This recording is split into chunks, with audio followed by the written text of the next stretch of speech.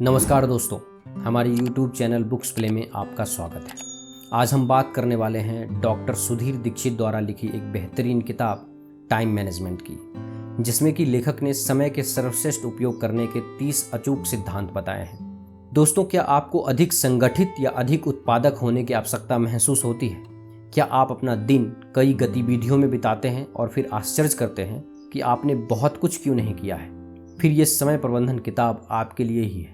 यह time management किताब आपकी उत्पादकता बढ़ाने और शांत और एकत्रित रहने में आपकी सहायता करेगी। समय प्रबंधन के बारे में आपको सबसे पहली बात यह समझनी होगी कि हम कितने भी संगठित क्यों ना हो, एक दिन में हमेशा 24 घंटे ही होते हैं। समय नहीं बदलता। हम वास्तव में केवल स्वयं का प्रबंधन कर सकते हैं और हमारे पास जो समय है उसके साथ न्याय कर सकते हैं। हम में से बहुत से लोग समय बर्बाद करने के शिकार होते हैं।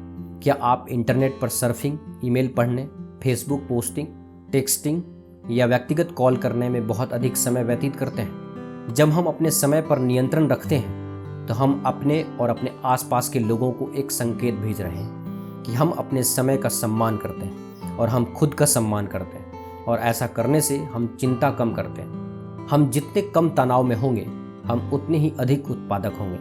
इस बेहतरीन किताब को पढ़ें और सीखी गई बात को अपने जीवन में इस्तेमाल करें। इस किताब से आप सीखेंगे कि कैसे हम अपने समय का प्रबंधन कर सकते हैं। दोस्तों, ये वीडियो का तीसरा पार्ट है। इस वीडियो के अगले पार्ट का लिंक नीचे डिस्क्रिप्शन में दे दिया हूँ। इस वीडियो को देखने के बाद आप बाकी पार्ट्स को जरूर देखें। तो चलिए शुरू करते हैं। 11वां सिद्धांत, कार्य करने में जुट जाइए। Start the work immediately. दोस्तों, एक कहावत है कि समय की रेत पर कदमों के निशान बैठकर नहीं बनाए जा सकते। अगर आप कार्य नहीं करेंगे तो बेहतरीन लक्ष्य और सर्वश्रेष्ठ योजना होने के बाद भी असफल ही रहेंगे। कर्म ही वह जादुई तत्व है जो आपको स्थायी सफलता दिलाता है। इसलिए यह आवश्यक है कि आप अपना लक्ष्य तय करने के बाद योजना बनाकर लगातार कार्य में जुटे रहें। कार्य करने से ही आप अपना लक्ष्य हासिल कर पाएंगे, केवल योजना बनाने से नहीं। हम लोग बड़े लक्ष्य और अच्छी योजनाओं के बाद भी काम से जी चुराते रहते हैं, काम को टालते रहते हैं, कोई न कोई बहाना बनाते रहते हैं, कभी मूड ना होने का तो कभी संसाधन ना होने का। इसका कारण है कि मनुष्य स्वभाव से ही आलसी होता है और हमेशा आराम और मनोरंजन ढूंढता रहता है। इसलिए अगर आप सफल होना चाहते हैं और कोई भी काम शुरू करना चाहते हैं तो कभी भी अपने मूड से सलाह ना लें। हमेशा अपने लक्ष्य और योजना के अनुसार चलें। आज आप जैसा कर्म का बीज अपने जीवन में बोएंगे, उसी की फसल आप भविष्य में काटेंगे। इसलिए यदि आप सफलता पाना चाहते हैं तो कार्य करने में जुट जाइए और तब तक जुटे रहिए जब तक कि सफलता आपको न मिल जाए। 12वां सिद्धांत, अपनी कार्य क्षमता को बढ़ाइए। Increase your personal power. Richard Cecil कहते हैं, कुशलता किसी बक्से में चीज़ों को पैक करने की तरह है। अच्छी तरह पैक करने वाला बुरी तरह पैक करने वाले की तुलना में दुगुनी चीज़ें पैक कर सकता है। अपनी कार्य क्षमता को बढ़ाने का मतलब है कि आप नियत समय में पहले की तुलना में ज़्यादा से ज़्यादा काम संपन्न कर पाएं। कार्य क्षमता को बढ़ाने के लिए आपने अपने लिए जो भी क्षेत्र चुना है उसमें लगातार सीखना होगा, नई नई चीज़ों को अपनाना होगा, ताकि आप हमेशा अपने क्षेत्र में आगे रह सकें। अपने चुने हुए क्षेत्र में कार्य क्षमता बढ़ाने के लिए आपको अपने क्षेत्र के एक्सपर्ट से सलाह लेनी चाहिए, सेमिनार में भाग लेना चाहिए और अपने क्षेत्र में लिखी गई सर्वश्रेष्ठ किताबों को पढ़ना चाहिए। अपने कार्य क्षमता बढ़ाने के लिए इच्छा शक्ति होना बहुत आवश्यक है। इसके साथ ही आपको हमेशा यह मानने के लिए तैयार रहना होगा कि आप वर्तमान में जो हैं उससे बेहतर हो सकते हैं, उससे ज़्यादा सर्वश्रेष्ठ कार्य कर सकते हैं। अगर आप अपनी तुलना दूसरों से, खास तौर पर अपने से कम सक्षम लोगों से करते हैं तो आप कभी भी अपनी कार्य क्षमता को नहीं बढ़ा सकते। अगर आपको तुलना करना ही है तो अपने से ज़्यादा सक्षम लोगों के साथ करिए, या सबसे बेहतर तो अपनी तुलना खुद से ही करने में है। आपका कल जैसा भी प्रदर्शन रहा हो, आज आप उससे बेहतर प्रदर्शन करने की कोशिश कीजिए। खुद में निरंतर विस्तार और विकास करते रहिए। यही किसी भी क्षेत्र में सफल होने का रहस्य है। 13वां सिद्धांत, डेडलाइन तय करिए। Make deadline for finishing the work. Michael S trailer कहते हैं, अगर आखिरी मिनट की डेडलाइन नहीं होती तो बहुत सारी चीज़ें कभी हो ही नहीं पाती। डेडलाइन का अर्थ है आखिरी समय सीमा। डेडलाइन दरअसल पुराने ज़माने में किसी जेल के चारों ओर खींची गई उस लाइन को कहा जाता था जिसके आगे जाने पर जेल के कैदियों को गोली मारी जाती थी। दोस्तों, आजकल डेडलाइन पार करने पर आपकी जान तो नहीं जाती, लेकिन आपकी प्रतिष्ठा और करियर में तरक्की के अवसर जरूर चले जाते हैं। जीवन में किसी भी क्षेत्र में सफल होने के लिए यह आवश्यक है कि आप अपने कार्यों के लिए एक डेडलाइन तय करें। यह सोचें कि किसी भी काम को कितने समय में समाप्त किया जा सकता है और फिर उस काम को पूरा करने की आखिरी तारीख तय कर दें। डेडलाइन बनाना एक ऐसी आदत है जिसको अपनाकर आप अपने जीवन के हर क्षेत्र में तेजी से तरक्की की ओर बढ़ सकते हैं। डेडलाइन से आपको एक स्पष्ट लक्ष्य मिलता है और हम सभी जानते हैं कि स्पष्ट लक्ष्य होने पर हम ज़्यादा तेजी से काम कर सकते हैं। डेडलाइन से आप एक योजना बना लेते हैं और आप उस पर चलने के लिए खुद को अनुशासित करते हैं, और डेडलाइन उस काम पर आपके दिमाग को केंद्रित रखती है जिससे आप उस काम को समय सीमा में पूरा करने के लिए नए नए तरीके सोच सकते हैं। डेडलाइन को हम एक उदाहरण से समझ सकते हैं।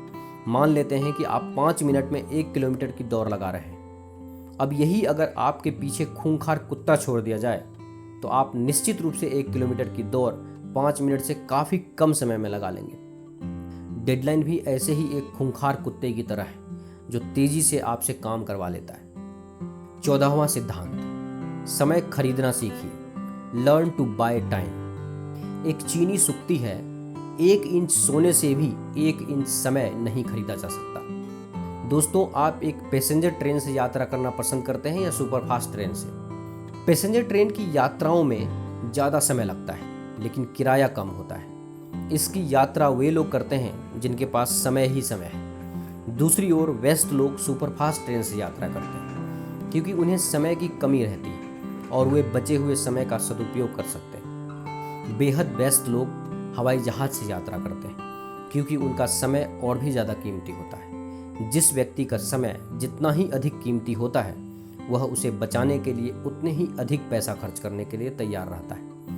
यदि आप समय के बजाय पैसों को बचाने में ज़्यादा प्रयास करते हैं तो इसका मतलब है कि आप अपने समय का ज़्यादा महत्व नहीं देते हैं। यदि आपका समय कीमती है तो आप दूसरों का समय खरीद सकते हैं। बड़े कंपनियों के मालिक यही काम तो करते हैं। तनख्वाह पर अपने कर्मचारियों को रखकर उनसे मनचाहा काम करवाते हैं। इसे ही समय को खरीदना कहते हैं। आपके समय का प्रति घंटा मूल्य जो भी हो, यदि किसी कार्य को करने में आपको 1 घंटा लग जाता है और वह कार्य आपके लिए कोई आपके प्रति घंटा मूल्य से कम पैसों में कर देता है तो आपको वह कार्य दूसरे व्यक्ति को पैसे देकर करवा लेना चाहिए।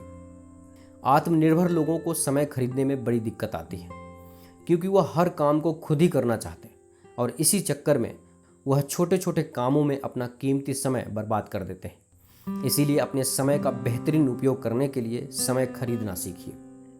15वां सिद्धांत, भविष्य के फायदा के लिए वर्तमान में त्याग करिए। Sacrifice instant gratification for future gains. Charles E Mail कहते हैं, हमारी दुविधा समय की कमी से ज़्यादा गहरी है। यह मूलतः प्राथमिकताएं तय करने की समस्या है। हमें इस बात का एहसास होता है कि हमने वे काम नहीं किए जो हमें करना चाहिए था और वे कर दिए जो हमें नहीं करना चाहिए था। हम सभी के पास समय को खर्च करने का विकल्प होता है। हम चाहे तो इसका सदुपयोग कर सकते हैं और चाहे तो इसका दुरुपयोग भी कर सकते हैं। जो भी व्यक्ति सफल हुए हैं उन्होंने भविष्य में लाभ के लिए अपने वर्तमान के समय का निवेश किया है। अगर हम भी चाहें तो वर्तमान में अधिक से अधिक काम करके अपने बेहतर भविष्य के लिए समय का निवेश कर सकते हैं। हम लोगों की मूल समस्या समय की कमी नहीं है बल्कि प्राथमिकताएं तय करने की है। हमें पता ही नहीं होता है कि हमने वे काम कर दिए जो हमें नहीं करने चाहिए थे और जो काम हमें करने चाहिए थे वो तो हमने किया ही नहीं। इसलिए वर्तमान में क्षणिक सुख में उलझकर अपना समय बर्बाद नहीं करें। आपका भविष्य इस बात पर निर्भर करता है कि आप वर्तमान में कौन सा विकल्प चुनते हैं, क्षणिक सुख पाने का या भविष्य के लिए त्याग करने का। दोस्तों, आप देख रहे हैं डॉक्टर सुधीर दीक्षित द्वारा लिखी बुक टाइम मैनेजमेंट की समरी। यह समरी आपको कैसी लगी कृपया हमें नीचे कमेंट बॉक्स में कमेंट करके ज़रूर बताएं। अगर आपको यह समरी अच्छा लगा हो तो इसे अपने फ्रेंड्स और फैमिली के साथ अवश्य शेयर करें और हमारे लेटेस्ट वीडियो को देखने के लिए हमारे YouTube चैनल बुक्स प्ले को सब्सक्राइब करें। धन्यवाद।